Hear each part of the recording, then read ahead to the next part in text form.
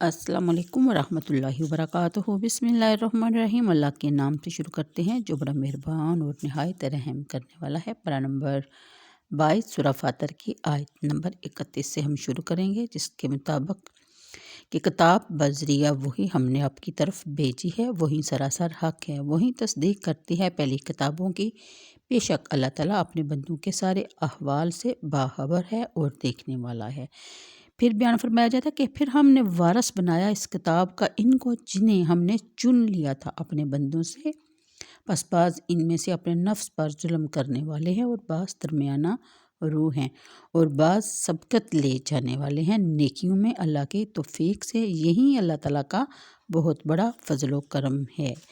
इन आयात की तफसीर में अली बिन अबी तलहा ने हज़रत इब्न अब्बास रज़ी अल्लाह ताला अन्हा से इस आयत के मतलब ये कौल नकल किया है कि यानी जिन लोगों को किताब का वारिस किया गया है वो हजूर अकरम सल्लल्लाहु अलैहि वसल्लम की उम्मत है, और इस उम्मत में एक गिरोह वो है जिससे गलतियां सरजद हो जाती हैं और फ़राइज़ की अदायगी में भी सुस्ती हो जाती है, और बाज़ वो हैं जो दरमियाना रूह हैं जो फ़राइज़ को अदा करते हैं, मुहर्रमात के नज़दीक नहीं भटकते लेकिन मुस्तहबात में सुस्ती करते हैं, और बाज़ मकरूह चीज़ें इनसे सरजद हो जाती हैं। और तीसरा ग्रोह इन पाकबाज और वफाशारों का है जिन्होंने अल्लाह ताला को राज़ी करने के लिए तन मन धन की बाजी लगा दी है। दुनिया की लज्जतों से इन्हें कोई सरोकार नहीं, दुनिया के मशागल याद हक से इन्हें गाफिल नहीं कर सकते।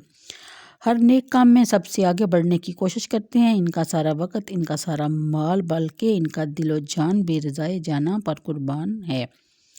अल्लामा इब्न कसीर रहमतुल्लाह अलैह ने इस आयत की तफसीर पसंद की। यही वाली अली बिन अबी तलहा ने हज़रत इब्न अब्बास रज़ी अल्लाह ताला अन्हा से इस आयत की तफसीर यूँ नकल की है कि जिसका तर्जमा कुछ यूँ है कि इस आयत में जिन लोगों का जिक्र है वो उम्मत मुहम्मदिया है।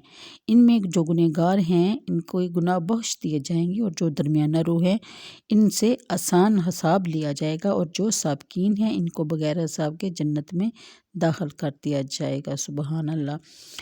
फिर बयान फरमाया जाता है कि कुरान मजीद का वारिस बनाना और फिर तुम में ऐसे ग्रोह का पैदा करना यही अल्लाह ताला का सबसे बड़ा फजल व करम है जो उस करीम ने तुम पर फरमाया। अगली आयत के मुताबिक इन आयत में अनाम व कराम का जिक्र है जो अल्लाह ताला ने अपने बंदों पर खसूसी फरमाया।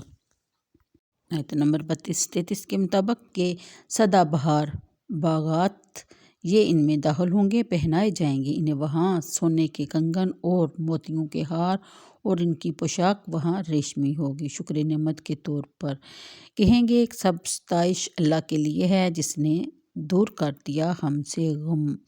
यकीनन हमारा रब बहुत बख्शने वाला बड़ा कदरदान है जिसने हमें बसाया है अबदी ठिकाने पर अपने फजल और एहसान से।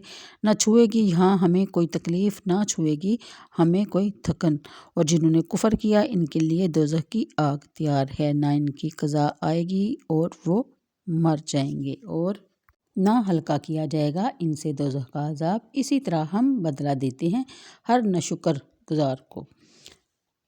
तफसीर के मुताबिक पहले तो अहले ईमान और इनके 3 ग्रोहों का हाल बयान किया गया, अब कुफ़ार के हालात का जिक्र हो रहा है। यानी कुफ़ार को जहन्नम में रसीद कर दिया जाएगा। इस वक्त वो तमन्ना करेंगे कि काश मौत ही आ जाती और इस अज़ाब से हमारी जान छूटती, लेकिन ना इन्हें मौत आएगी और ना अज़ाब में तखफीफ यानी कि कमी होगी। हमेशा इसी तरह अपने कुफ़र और नाशुक्री की सज़ा झेलते रहेंगे।